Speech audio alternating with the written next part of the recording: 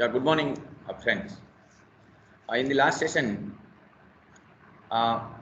we discussed I think the last example of the merger. Last example, it was the sixth example. Sixth example, last example of the merger. Yeah. So in merger means I'll expect from you. जो मैंने last session में clarify किया था कि 15 चीज जो आपको calculate करनी होगी, यानी कि प्री मर्जर काफी वर्किंग है. It is EPS, P ratio, MPS, market valuation, बाद में शेयर एक्सचेंज रेशियो, बाद में मैंने आपको पढ़ाया था new shares to be issued, post merger EPS, post merger MPS of purchasing company, post merger equivalent EPS and equivalent MPS of selling company. एक बार परचेजिंग कंपनी का आपको मिल जाए पोस्ट मर्जर ईपीएस, बाद में सेलिंग कंपनी का भी मिल सकता है, even though selling company is not in existence. मैंने आपको पढ़ाया था क्या, अगर पोस्ट मर्जर परचेजिंग कंपनी का ईपीएस मिल गया तो multiplied by share exchange ratio करोगे तो आपको सेलिंग कंपनी का इक्विवेलेंट मिल जाएगा. तो एग्जामिनेशन हॉल में अगर ऑब्जेक्टिव क्वेश्चन आता है तो संभाल के चलना. पोस्ट मर्जर ईपीएस पूछा है तो meaning that it is of purchasing company. अगर पोस्ट मर्जर इक्विवेलेंट ईपीएस पूछा है तो meaning that it is of the selling company. और इसके लिए हमने 6 एग्जांपल की प्रैक्टिस की है. या बाद में अगर फर्दर एट द एंड अगर मुझे वो टाइम परमिट करेगा तो इसमें मैं और भी एग्जाम्पल ऐड करूंगा. या नाउ हाँ, post merger EPS of the purchasing company. हाँ, या सेलिंग कंपनी का है it is an equivalent and purchasing company का है it is post merger EPS. Be clear. हाँ, इक्विवेलेंट ईपीएस नहीं, वो मैंने पढ़ाया ना उस लास्ट लेक्चर में. पोस्ट मर्जर इक्विवेलेंट ईपीएस में क्या पढ़ाया मैंने, समझ लो परचेजिंग कंपनी का ईपीएस आया अगर समझ लो इट इज एट 50 रुपीज. एक चीज आपको स्टार्टिंग से पढ़नी पड़ेगी, स्टार्टिंग से देखना पड़ेगा, बिकॉज आफ्टर मर्जर दो कंपनी मर्ज हो रही है, after merger there would be the purchasing company only. Purchasing company existence में रहेगी, सेलिंग कंपनी नहीं रहेगी. बट हम पोस्ट मर्जर ईपीएस फाइंड कर रहे हैं परचेजिंग कंपनी का, that is fine. Purchasing company का तो मिलेगा ही, क्यों, क्योंकि purchasing company is in existence even after merger, उसका तो मिल सकता है, no problem. But selling company का क्यों हम फाइंड कर रहे हैं, सेलिंग कंपनी का फाइंड करने की जरूरत ही नहीं है क्योंकि सेलिंग कंपनी है ही नहीं. बट तो भी हम कैलकुलेट कर रहे हैं, क्यों, क्योंकि कोई भी चीज, कोई भी मर्जर में अगर बेनिफिट हुआ या लॉस हुआ वो पता करना है, वो आपको डिटरमाइन करना है. तो आप कैसे डिटरमाइन कर पाओगे, प्री के साथ पोस्ट कंपेयर करो. Pre merger EPS I compare with post merger EPS. समझ लो आपने कोई एक बीबीए किया, बीबीए, तो अगर आपको वो अंडरस्टैंड करना है क्या कि बीबीए से मुझ में कितना वैल्यू एडिशन हुआ, तो pre BBA and post BBA ये आप कंपैरिजन करोगे आपकी. तो यहां मर्जर में भी मैं pre merger EPS and post merger EPS I compare. अगर impact is positive then it is a beneficial merger for me, otherwise not beneficial merger. That's it. तो इसीलिए परचेजिंग कंपनी का तो हो सकता है प्री मर्जर ईपीएस भी था, पोस्ट भी है, क्यों, क्योंकि आफ्टर मर्जर भी परचेजिंग कंपनी तो है ही लाइव. बट सेलिंग कंपनी में प्री मर्जर ईपीएस था क्योंकि before merger selling company was there. But post merger कैसे करने का, तो उसका ईपीएस कैलकुलेट करने का एक तरीका है जो परचेजिंग कंपनी का ईपीएस आया इनटू शेयर एक्सचेंज रेशियो, क्योंकि शेयर एक्सचेंज रेशियो के प्रोपोर्शन में ही एग्जिट आता उसका ईपीएस. तो my question is this is known as post merger equivalent EPS. Equivalent EPS, this is known as post merger EPS of purchasing company and this is known as post merger equivalent EPS of selling company. Be clear. अब compare कर सकते हो purchasing का pre post, selling का pre post, you can compare it. या share exchange ratio से हम क्यों मल्टीप्लाई कर रहे हैं, दैट इज आल्सो इंपॉर्टेंट कि परचेजिंग कंपनी का ईपीएस सर समझ लो 50 आया, शेयर एक्सचेंज रेशियो इज 0.8 या तो share exchange ratio is 2 for example 2, एकदम इजी वर्किंग में कौन है, इसका 50 आया परचेजिंग कंपनी का post merger EPS into share exchange ratio 2, तो उसका 100 आएगा. क्यों ऐसा, इनटू शेयर एक्सचेंज रेशियो में क्यों कर रहा हूं, एक मिनट के लिए सब लोग मेरे साथ कनेक्टेड रहना. शेयर एक्सचेंज रेशियो क्या है, सेलिंग कंपनी के एक शेयर के सामने परचेजिंग कंपनी ने कितने शेयर इशू किया, that is called share exchange ratio. उसके एक शेयर के सामने हमने 2 शेयर इशू किया. Are you getting my point. या तो यू टेल मी, जब मैं सेलिंग कंपनी का प्री एंड पोस्ट कंपेयर कर रहा हूं, प्री एंड पोस्ट मुझे कंपेयर करना है, तो सेलिंग कंपनी का जो प्री है, प्री ईपीएस कैसे फाइंड किया आपने, सेलिंग कंपनी का प्री ईपीएस कैसे फाइंड करते हो आप, सेलिंग कंपनी की pre earning upon pre number of share. समझ लो सेलिंग कंपनी का 1 लाख शेयर था बिफोर मर्जर, 1 लाख शेयर था, तो उसकी जो भी अर्निंग थी डिवाइडेड बाय 1 लाख शेयर, तो उसका प्री मर्जर ईपीएस मिला था. गुड. नाउ जब मर्जर हुआ, मर्जर में हमने उसके एक शेयर के सामने 2 शेयर इशू किया, समझ लो शेयर एक्सचेंज रेशियो इज 2, तो उसके 1 लाख शेयर के सामने हमने 2 लाख शेयर इशू किया. Be clear. तो नाउ मुझे जब अब पॉइंट पे आ रहा हूं, जब मुझे इक्विवेलेंट ईपीएस फाइंड करना है सेलिंग कंपनी का पोस्ट मर्जर, तो मैं ऐसा नहीं कर सकता हूं क्या कि सर जो परचेजिंग कंपनी का ईपीएस 50 आया वही 50 इसका, नो, आंसर इज रॉन्ग। 50 आया तो इनटू शेयर एक्सचेंज रेशियो 2 तो 100 ईपीएस यहां आएगा, 100। क्यों? एक मिनट के लिए। अब सेलिंग कंपनी के एक शेयर के सामने हमने 2 शेयर इशू किया। अगर सेलिंग कंपनी का प्री ईपीएस आपने कैलकुलेट किया, इसमें डिनोमिनेटर में आपने 1 लाख शेयर रखा था, 1 लाख शेयर रखा था, बी क्लियर। तो there must be apple to apple comparison. उसकी सेलिंग कंपनी का जो 1 लाख शेयर के लिए ईपीएस क्या था पर शेयर, वही ईपीएस यहां आना चाहिए। यहां जो 50 है वो तो 2 लाख शेयर्स के लिए है practically. Are you getting my point? Yes. तो प्रैक्टिकली उसका ईपीएस डबल होना चाहिए 1 लाख के लिए। ये समझ लो जो 50 ईपीएस है, 50 ईपीएस वो तो 2 लाख शेयर्स के लिए है, क्योंकि आपने 2 लाख शेयर इशू किया सेलिंग कंपनी को। बट सेलिंग कंपनी का तो 1 लाख का ही वर्किंग करना चाहिए, क्योंकि प्री मर्जर उसका नंबर ऑफ शेयर 1 लाख था, पोस्ट मर्जर भी नंबर ऑफ शेयर्स। अगर apple there must be apple to apple comparison. You tell me one thing, आपको कोई बोले आपके पास 1 लाख शेयर था बिफोर मर्जर, आपका ईपीएस 50 रुपीस था, आपका ईपीएस XYZ कोई भी रुपीस था, समझ लो 25 रुपीस था ईपीएस आपका बिफोर मर्जर। 1 लाख शेयर आपके पास आपके पॉकेट में है, गुड। मर्जर हो गया, बाद में परचेजिंग कंपनी ने आपको कितना भी शेयर दिया, गुड। आपको 1 लाख शेयर के समय 2 लाख शेयर दिया, गुड। 2 लाख शेयर आपके पास है। और आफ्टर मर्जर जब आप बैठे हो तो आप कैसे वर्किंग करो, आप क्या सोचोगे? 1 मिनट के लिए सोचो कि ये सर ये 2 लाख शेयर है मुझे मिला, practically into 50, 2 lakh share into 50 यानी कि 1 करोड़ की अर्निंग आपको मिली। नजदीक से देखो ना, 2 लाख शेयर आपको मिला, पर शेयर ईपीएस कितना परचेजिंग कंपनी का 50, तो प्रैक्टिकली आपको अर्निंग कितना मिला? 2 lakh share into 50, 1 crore, 1 crore profit आपके पास में आ रहा, गुड। तो अब 1 मिनट के लिए चेक करो, आफ्टर मर्जर 1 करोड़ आपका प्रॉफिट आ रहा अपॉन आपके पास कितने शेयर थे पहले? 1 लाख शेयर थे। आप तो ऐसा ही सोचोगे ना कि मर्जर की वजह से मुझे कितना बेनिफिट हुआ। आपके पास 1 लाख शेयर थे, तो प्रैक्टिकली 1 करोड़ अपॉन 1 लाख करोगे तो 100 ईपीएस आएगा। तो इसलिए मैं यहां बोलता हूं क्या, post merger EPS of purchasing company 50 into share exchange ratio 2 तो भी 100 ही आएगा। वो पूरी स्टोरी नहीं करनी है आपको, तो एकदम मैंने सिंपल फॉर्मूला डिजाइन की है। It is post merger EPS of purchasing company into share exchange ratio is equal to post merger equivalent EPS of selling company. बाद में you can calculate purchasing company का आपका पहले कितना था, तो सर मेरा था 125, अब कितना तो 100, तो प्रैक्टिकली मुझे 25 रुपीस का नुकसान हुआ। So simple, so simple. I hope it is clear to you, yeah? तो माय क्वेश्चन इज, तो it was all about the EPS, post merger EPS. जो अभी मैं बता रहा था ना कि आपको मैं, अगर मुझे टाइम परमिट करेगा लास्ट में, तो मैं आपको और एक चीज का एग्जांपल करवाऊंगा यूनिट 2 में। ये मर्जर का एग्जांपल हो गया, मर्जर की थ्योरेटिकल पार्ट हमने डिस्कस किया। मर्जर की जो मुझे इंपैक्ट कैलकुलेट करवानी थी ग्रेजुएट लेवल, वो परफेक्ट हमने कर ली, गुड। मैं आपको एक चीज और पढ़ाता हूँ, यूनिट नंबर 2 का एक और पार्ट है, आज हम वो देख लेते हैं। कल से हम यूनिट 3 स्टार्ट करेंगे, from tomorrow onwards we will go with the forex.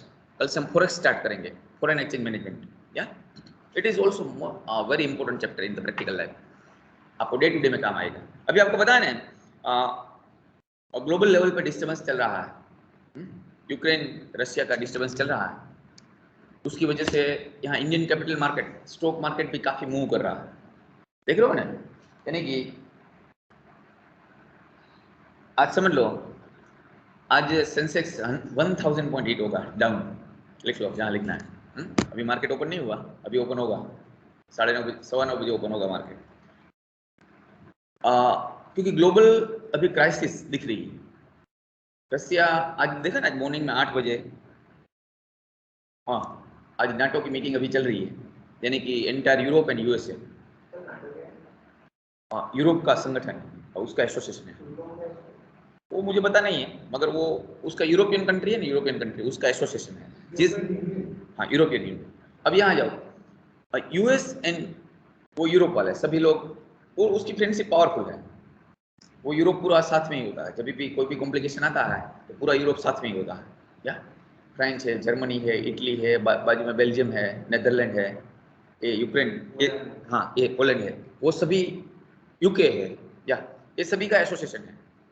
और इसमें यूक्रेन अभी प्रॉब्लम में है रशिया के सामने, क्योंकि रशिया काफी काफी बड़ा ऑर्गेनाइजेशन नहीं, काफी बड़ा ऑर्गेनाइजेशन ही मैं बोलूँ, काफी बड़ा ऑर्गेनाइजेशन है, काफी बड़ी कंट्री है, काफी बड़ा पावर है उसका। तो ये 1 वीक से तो चल रहा था वो धमकी, ये सब चल रहा था, मगर आज कुछ नाइट में वो एकदम कॉन्क्रीट डिसीजन के साथ रशिया वाले आ गए अब वो फाइट के लिए। तो अभी इमरजेंसी मीटिंग बुलाई है, अभी मीटिंग चल रही है, आई थिंक वो नहीं है। अगर ये समझ लो वॉर होता है तो आपको पता चलता है ये दो कंट्री के बीच में वॉर नहीं है प्रैक्टिकली, ये पूरी ग्लोबल इकोनॉमी डिस्टर्ब होने वाली है अगर ये वॉर होता है, क्योंकि इसमें पूरा यूरोप इन्वॉल्व होगा डायरेक्ट। उसकी फ्रेंडशिप निभाने के लिए, फ्रेंडशिप की कीमत अदा करने के लिए पूरा यूरोप आएगा, और यूरोप होता है तो साथ में यूएस से साथ में होगा, यूएस भी साथ में आएगा। या इंडिया तो विल रिमेन इंडिपेंडेंट, क्योंकि रशिया के साथ भी हमारी रिलेशनशिप काफी अच्छी है, यूएस के साथ अब धीरे धीरे अच्छी होती जा रही है, रशिया के साथ तो हमारे पास काफी पास से काफी। हाँ या यानी कि हो सकता है कि ग्लोबल ये वर्ल्ड वॉर की भी पॉसिबिलिटी यहाँ से दिख रही है, तो उसके सीड्स यहाँ से ही स्टार्ट हो रहे हैं। तो एक पॉसिबिलिटी कम है जहां तक मुझे लगता है, वॉर की पॉसिबिलिटी कम है, वो कितना भी अग्रेसिव हो रहा वॉर की पॉसिबिलिटी कम है। मगर आपको पता चलता है, आप देखो नजदीक से देखो, मुझे वॉर नहीं पढ़ाना अभी, मुझे आपको ये पढ़ाना है, देखो मार्केट कितना सेंसिटिव है। Indian capital, not Indian capital market, global capital market कितना सेंसिटिव है। अगर कोई भी इवेंट दिख रही है ना फ्यूचर, तो फ्यूचर को डिस्काउंट कर लेते हैं direct, means market will discount immediately any event. अगर पॉजिटिव इवेंट है तो भी डिस्काउंट करके डायरेक्टली अप जाता है। आपको नहीं लगता काफी बार कि सेंसेक्स आज 1000 पॉइंट अप गया, वो ऐसा थोड़ा होता है एक दिन में इतना प्रॉफिट हो गया, नो। आपको ऐसे माइंड में थोड़ा सा तो होगा एज ए स्टूडेंट कि सेंसेक्स 1000 पॉइंट अप गया तो चलो आज एक दिन का प्रॉफिट इतना होगा, ऐसा मार्केट में इसलिए अप गया, नो। ये जो फ्यूचर पॉजिटिव इवेंट है ना, पॉजिटिव इवेंट, उसको आज के वैल्यू में कन्वर्ट कर लेते हैं। आप पढ़ते हो ना, आपको फाइनेंशियल मैनेजमेंट में आपने पढ़ा होगा time value of money, time value of money आपने पढ़ा, एक चैप्टर पढ़ा होगा 5th सेमेस्टर में। टाइम वैल्यू ऑफ मनी यही फिर आपको बताता है, मैं आपको प्रैक्टिकली कनेक्ट करूं ना, जो फ्यूचर में प्रॉफिट मिलने वाला है उसको प्रेजेंट वैल्यू में कन्वर्ट कर लो, डिस्काउंटिंग कर लो, तो दैट इज प्रेजेंट वैल्यू, आज की वैल्यू, बस उसका टोटल कर लो। तो मुझे समझ लो फ्यूचर में प्रॉफिट मिलने वाला था, उसका प्रेजेंट वैल्यू में कैलकुलेट करूं पहले इवेंट की पहले, तो वो 1 करोड़ है। मगर एक पॉजिटिव इवेंट मुझे दिख रही है, उसकी वजह से मेरा प्रॉफिट बढ़ जाएगा, तो उसकी मैं प्रेजेंट वैल्यू कैलकुलेट करूं तो प्रॉफिट आ रहा, प्रेजेंट वैल्यू आ रही है 1.5 करोड़, तो पहले 1 करोड़ थी, because of this event future का प्रेजेंट वैल्यू, आज की वैल्यू का प्रॉफिट 1.5 करोड़ दिख रहा, मींस 50% राइज दिख रहा, तो डायरेक्टली यहाँ स्टॉक मार्केट में मेरे शेयर की प्राइस में डायरेक्ट 50% राइज होता। Stock market will not wait कि जब तक वो इवेंट नहीं होती तब तक वेट नहीं करता, स्टॉक मार्केट तो डायरेक्ट फ्यूचर इवेंट है उसको डिस्काउंट कर लेता है इमीडिएट। आपको मैं एक बेस्ट एग्जांपल दूं, टाटा मोटर्स। टाटा मोटर्स मैं आपको बताऊं नजदीक से, ये जो लॉकडाउन हुआ, it was 2020 March 2020 first lockdown, या टाटा मोटर्स 70 रुपीज में मिल रहा था, कितने में, 70 rupees per share price was NPS, मैंने जो कैलकुलेट करवाया था मार्केट प्राइस पर शेयर 70 रुपीज उसकी प्राइस थी टाटा मोटर्स की। कोरोना में से सब लोग बाहर आ गए, पेंडेमिक सिचुएशन में अब कोई डिस्टर्बेंस नहीं दिख रहा है, कार का सेल वापस लेवल पे आ गया। अभी वो सेमीकंडक्टर चिप्स की प्रॉब्लम चल रही है, शॉर्टेज चल रही है, आपको पता है भली बात है। कार में आज अगर अच्छी कार आप बुक करवाते हो तो इमीडिएट नहीं मिलेगी कि सेमीकंडक्टर चिप्स की शॉर्टेज है, तो उसकी वजह से थोड़ा प्रॉब्लम चल रहा है। But at the same time Tata Motors ने electric car in between market में रखी, नेक्सॉन, या, और उसके चेयरमैन ने ये स्टेटमेंट भी डिलीवर किया कि बाय 2025 हम 10 ईवी इलेक्ट्रिक व्हीकल मार्केट में लेके लॉन्च करेंगे बाय 2025। तो लोगों को दिख रहा है कि मार्केट में अब ईवी चलने वाली है, ये फ्यूचर है। तो देखो ये फ्यूचर है, 10 साल का down the line, 10 years down the line future है। इंडियन मार्केट में ईवी चलेगी बाय 2030, लिख लो 2030। अब नॉर्मली ईवी लेके आओगे 2030 पे ऐसा होगा, तब तक तो आप पेट्रोल लेके आओगे, कुछ नेचुरल गैस लेके आओगे, ऐसा होगा, क्योंकि एक बार सभी जगह पे चार्जिंग स्टेशन परफेक्ट हो जाए, बाद में आप वो डेयरिंग करोगे वो परचेस करने का, तो वो तो 10 साल का समझ लो रेवेन्यू है आगे फ्यूचर में, तो भी स्टॉक मार्केट में उसको डिस्काउंट कर लिया। आज टाटा मोटर्स कहाँ चल रहा है आपको पता है ना, इट इज ऑलमोस्ट 450 पर प्राइस शेयर इज 450। कितना था वो लॉकडाउन में, 70, नाउ इट बिकम्स 450। कितने टाइम्स हो गया, it is almost 6 to 7 times, 700% return with in 2 years। ये ऐसा नहीं कि 2 साल में प्रॉफिट हुआ टाटा मोटर्स का, नो, ये जो आगे 10 साल प्रॉफिट मिलने वाला उसको डिस्काउंट कर लिया मार्केट में। Getting my point? और मैं तो भी ऐसा बोलता हूँ, टाटा मोटर्स से समझ लो काफी बड़ा ऑर्गेनाइजेशन है, काफी जायंट ऑर्गेनाइजेशन। तो टाटा मोटर्स में जगुआर का टर्नओवर आ रहा है ना, जगुआर रेंज रोवर, उसकी ब्रांड है, एक brand, one of the brand is Jaguar, yes, जो यूके ब्रांड उसने खरीदी। हाँ, उसमें से जो टर्नओवर आ रहा है ना, काफी हेवी टर्नओवर है, it is almost 2 lakh crore, 2 lakh crore turnover, annual turnover आ रहा है जगुआर का, क्योंकि काफी कॉस्टली प्राइस कार है, तो उसमें से टर्नओवर आ रहा है, हेवी टर्नओवर आ रहा है, उसमें उसका मार्जिन भी काफी बड़ा है टाटा मोटर्स का। और बाकी जो यहाँ कमर्शियल व्हीकल सेल कर रहे हैं उसमें इतना नहीं है, बट अब वो प्रॉफिट दिख रहे हैं कमर्शियल में भी। क्यों? क्योंकि ईवी अगर व्हीकल आएगा, मार्केट में एक्सेप्टेंस उसका बढ़ेगा, मार्केट शेयर बढ़ेगा। और फिनेंशियली तो काफी ग्रुप काफी स्ट्रॉन्ग है, टाटा ग्रुप काफी स्ट्रॉन्ग है, क्योंकि उसके पीछे टीसीएस खड़ी है। टीसीएस काफी प्रॉफिटेबल कंपनी है, कैश रिच कंपनी है, जितनी भी कैश चाहिए उतनी कैश टीसीएस के पास है। आपको पता है अभी टीसीएस की इवेंट चल रही है, अभी बायबैक चल रहा है, टीसीएस का बायबैक ऑन है अभी। हाँ, अभी बायबैक ऑन है, बायबैक ऑन है। मैं बायबैक क्या होता है आपको मैं जस्ट प्रैक्टिकल शेयर करता हूँ, समझ लो। प्रेफरेंस शेयर आपने नाम सुना होगा, प्रेफरेंस शेयर इश्यू होता है, preference share can be redeem होता है, तब वापस अमाउंट देते हैं equity preference share holder. Issue होता है तब शेयर होल्डर के पास से कंपनी में आता है, रिडीम होता है तो वापस रिडीम होता है। Equity shares is a permanent capital, company ने once it is issued it is permanent. Equity buyback हो सकता है, अगर कंपनी के पास कैश पड़ी है तो मैं इक्विटी शेयर होल्डर को बोल सकता हूँ कि आप शेयर सेल कर दो मुझे, कंपनी को ही हो, और कंपनी आपको कैश दे देगी। टीसीएस का बायबैक कितने में आया आपको पता? 4,500 पर शेयर, 4,500 पर शेयर। टीसीएस की रनिंग प्राइस क्या है आपको पता है आज? 3,600 पर शेयर, 900, जो मार्केट प्राइस चल रही है उससे 900 अपर ऑफर किया तो सभी शेयर दे देंगे, सभी शेयर पार्टिसिपेट करेंगे।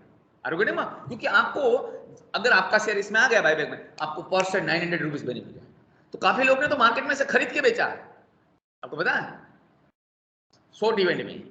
अगर और बायबैक की कंडीशन थी कि आपके डीमेट अकाउंट में कल रिकॉर्ड डेट थी, yesterday was the record date of the buyback, कि कल अगर 3:30 बजे जब स्टॉक मार्केट बंद हुआ, अगर आपके डीमेट अकाउंट में 44 शेयर से कम शेयर है तो you are eligible for buyback.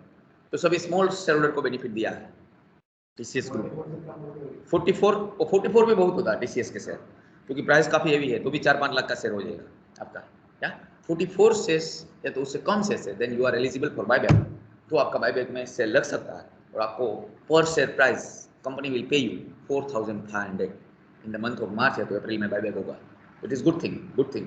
TCS ये 3rd टाइम बायबैक लेकर आई अभी तक इसकी हिस्ट्री में, और ये जो बायबैक है सबसे बड़ा बायबैक है, 18,000 करोड़, 18,000 करोड़ कैश देगी शेयरहोल्डर्स को, उतना इक्विटी बायबैक करेगी और उतना कैश कंपनी में से फ्लो होगा बाहर।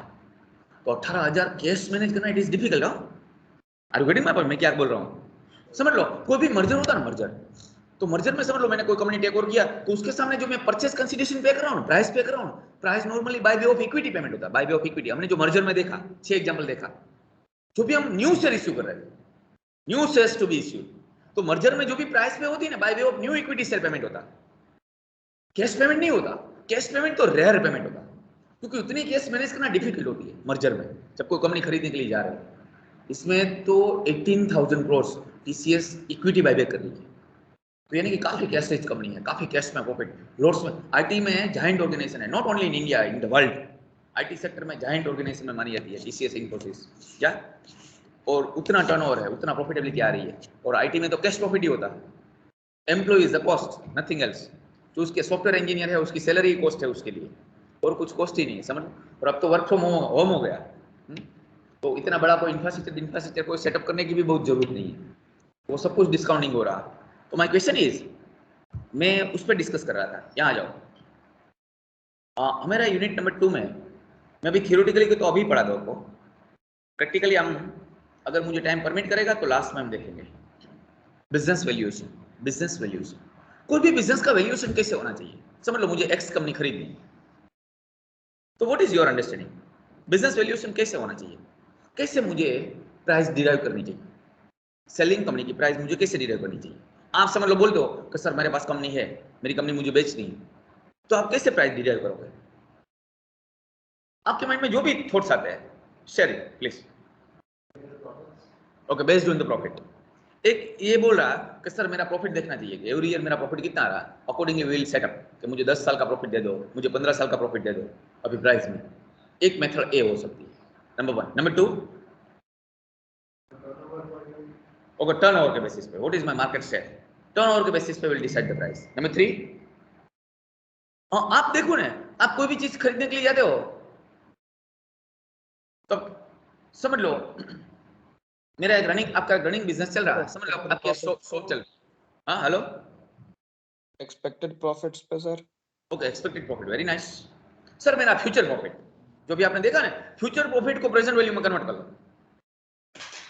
फ्यूचर प्रॉफिट को प्रेजेंट वैल्यू में कन्वर्ट कर लो and make the total of the present value. समझ लो 10 साल का प्रॉफिट मैंने प्रेडिक्ट किया, उसको 15% से अगर मैंने डिस्काउंट किया तो प्रेजेंट वैल्यू आई। ये 15 साल का प्रेजेंट वैल्यू का टोटल कर दो, जो टोटल आता है that is your business valuation.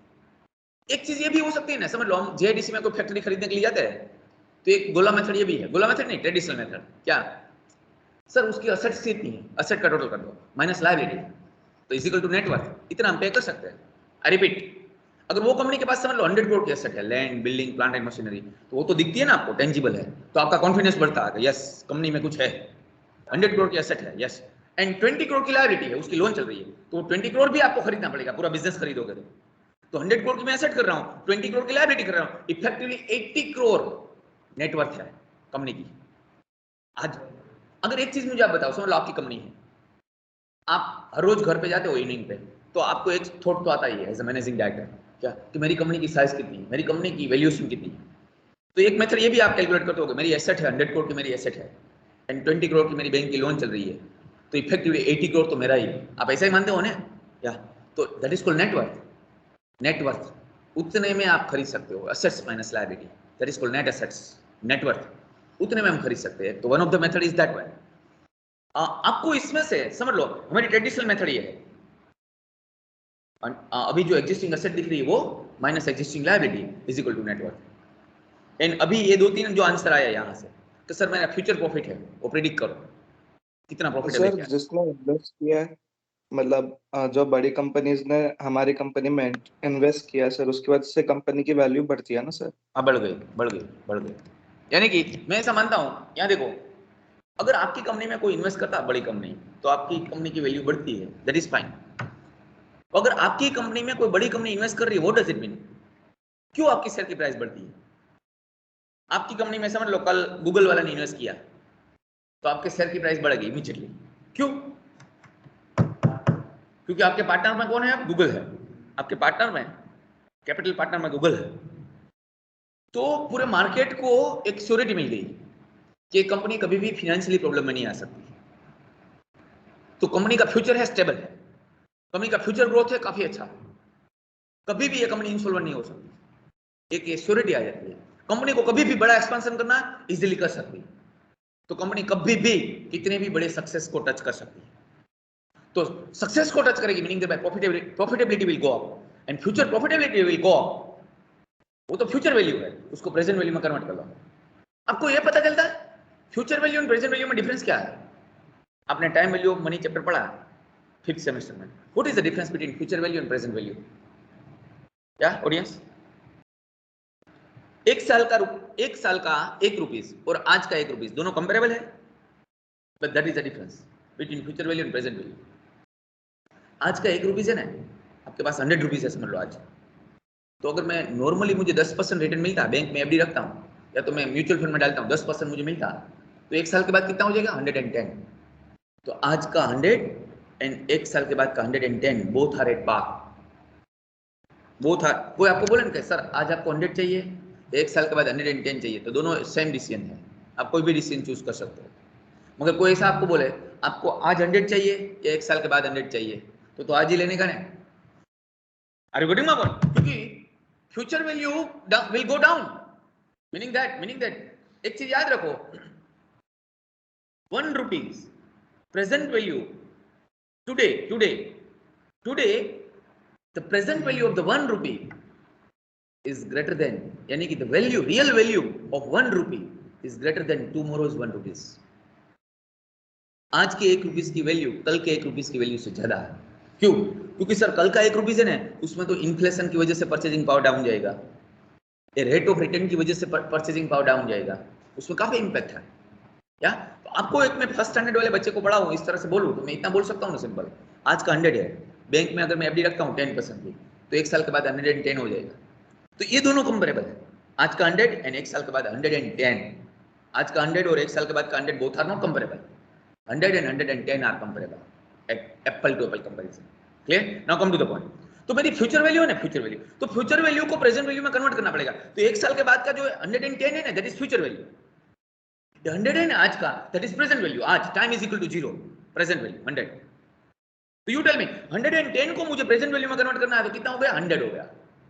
तो मुझे फ्यूचर वैल्यू में जो प्रॉफिट मिलेगा ना, उसको मैं प्रेजेंट वैल्यू में कन्वर्ट करूंगा ना, तो वो कम आएगा।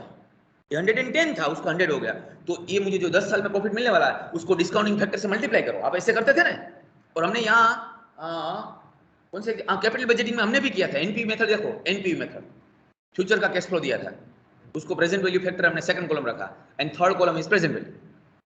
तो future value into present value factor is equal to present value, और प्रेजेंट वैल्यू का टोटल कर दो। तो now come to the point, यहाँ 110 था, यहाँ 100 है। 110 को मैं मल्टीप्लाई करूंगा प्रेजेंट वैल्यू फैक्टर से 0.9 से, तो वो 100 हो जाएगा। 100 तो कम हो गई, तो फ्यूचर वैल्यू है उससे प्रेजेंट वैल्यू को से मल्टीप्लाई करोगे तो present value will go down, और प्रेजेंट वैल्यू को टोटल कर लो, total.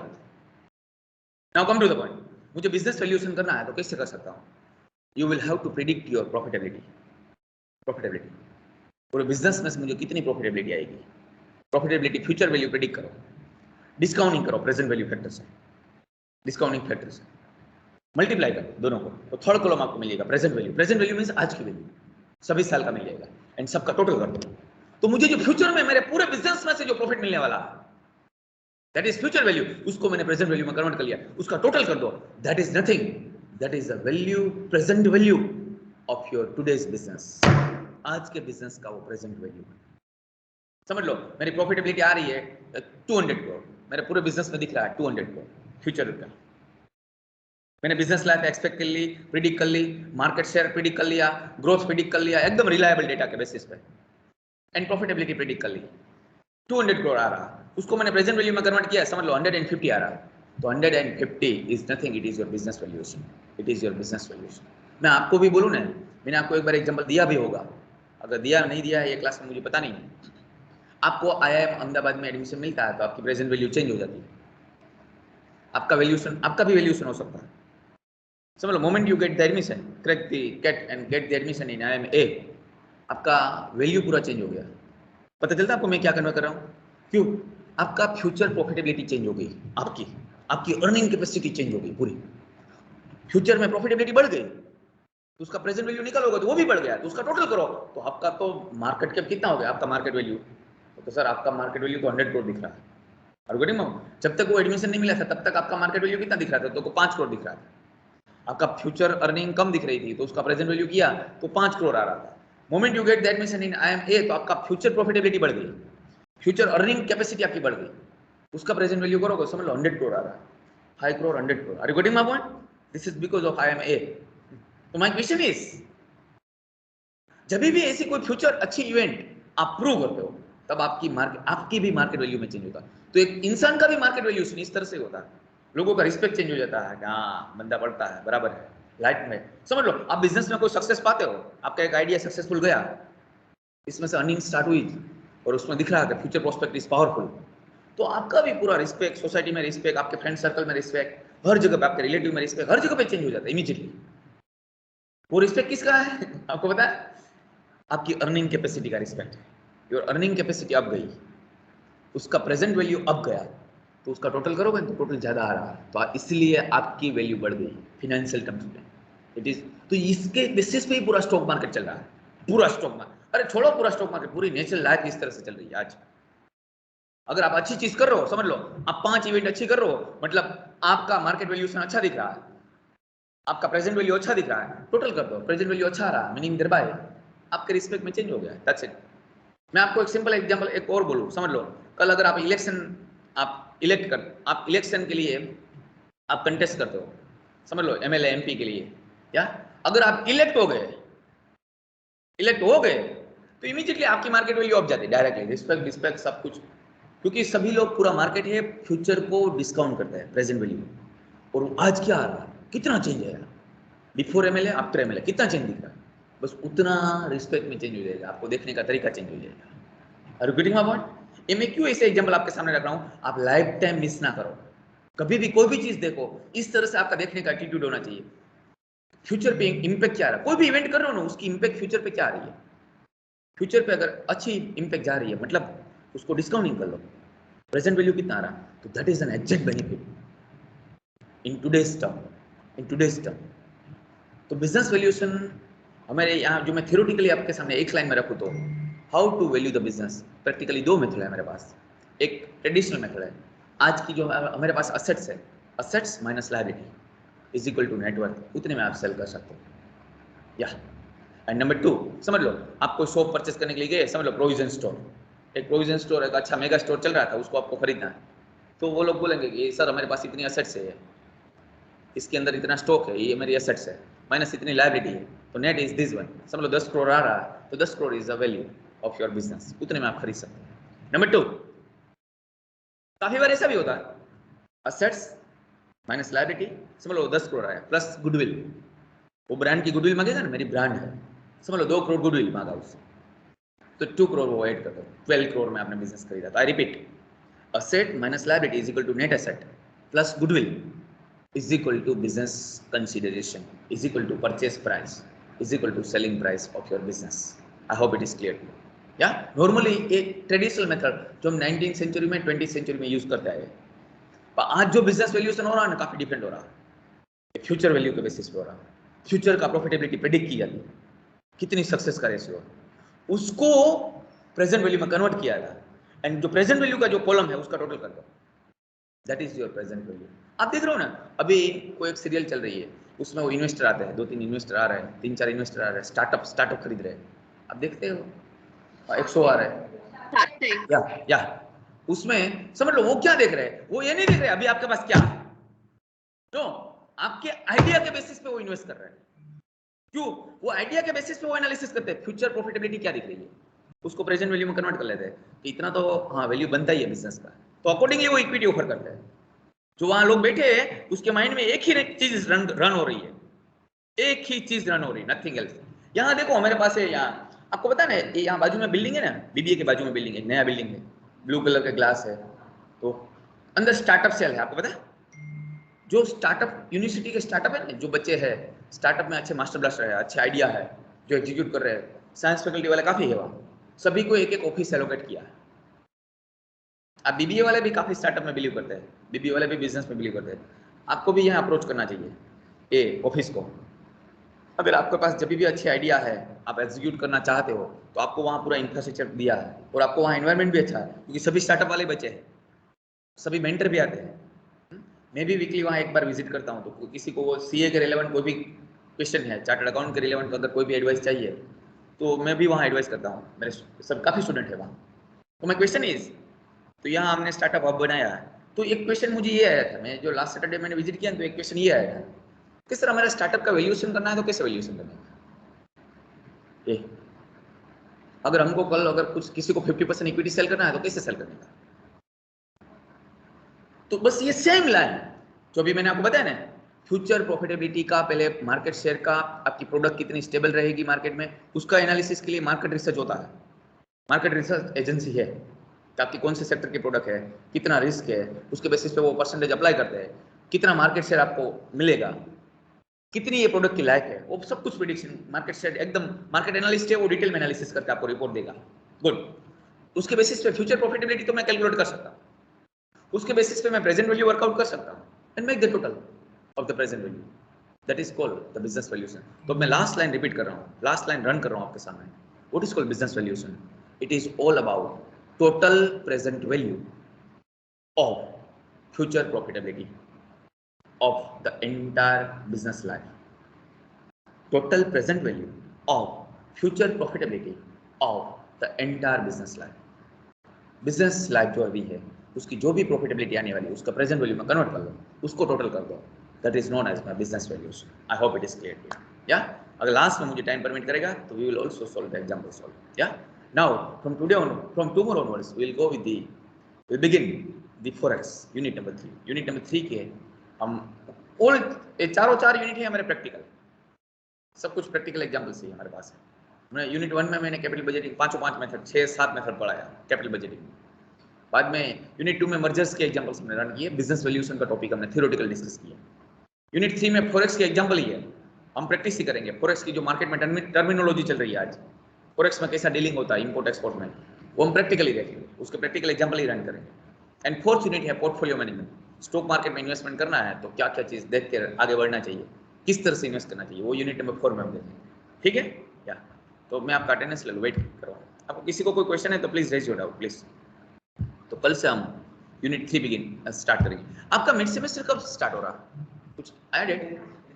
Okay 10th of the March, 10th March. Okay ठीक है ठीक है, तो अभी हमारे पास टाइम है, हम यूनिट 3 कल से स्टार्ट कर देते हैं। Good good.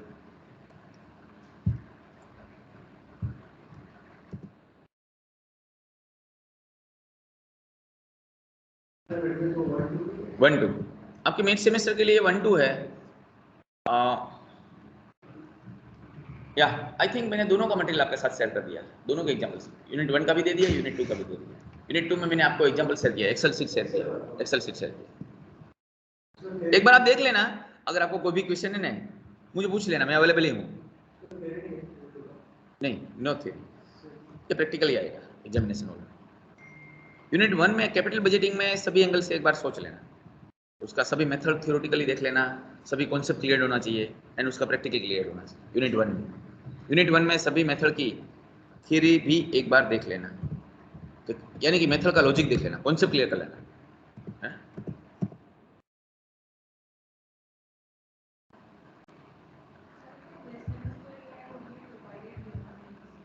एक मिनट बेटा,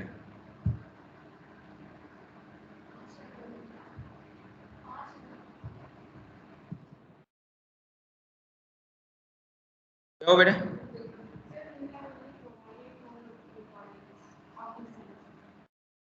चार रिकॉर्डिंग दिया, कौन से यूनिट का?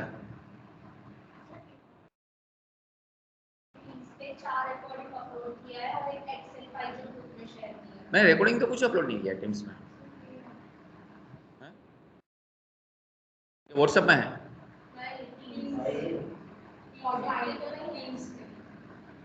लाओ मैं देख लूँ, टीम्स में तो कभी कुछ अपलोड नहीं करता।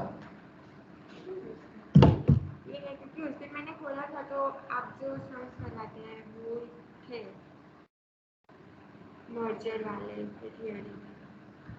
नहीं ये मैंने अपलोड नहीं किया होगा, ये रिकॉर्ड किया होगा तो वहाँ फाइल पड़ी होगी बेटा, मैंने अपलोड नहीं किया है। बिकॉज अभी ना कुछ है नहीं, ये लास्ट ऑडिट नहीं मैंने वहाँ नहीं किया, मैंने आपको व्हाट्सएप ग्रुप में शेयर किया बेटा, व्हाट्सएप ग्रुप में एक्सेल दिया, देख लो व्हाट्सएप ग्रुप में, व्हाट्सएप ग्रुप में देख लो एक्सेल शीट दिया है। वो हाँ एक्सेल एक्सेल एक्सेल बस वही है। और यूनिट 1 का भी आ गया है, देख लो आगे देख लो व्हाट्सएप में ही है, अगर नहीं है तो मैं वापस शेयर करूँगा, डोंट वरी, एक बार चेक कर लो आप।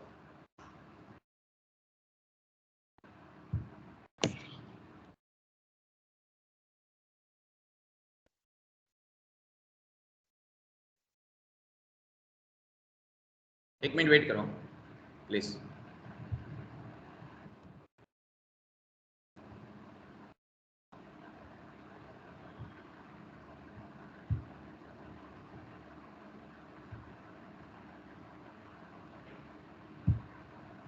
Yeah, now you can leave, now you can leave.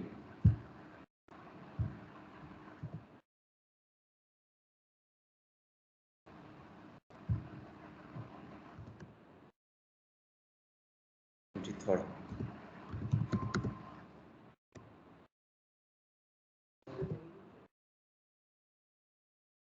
हाँ मैं भेज देता हूँ।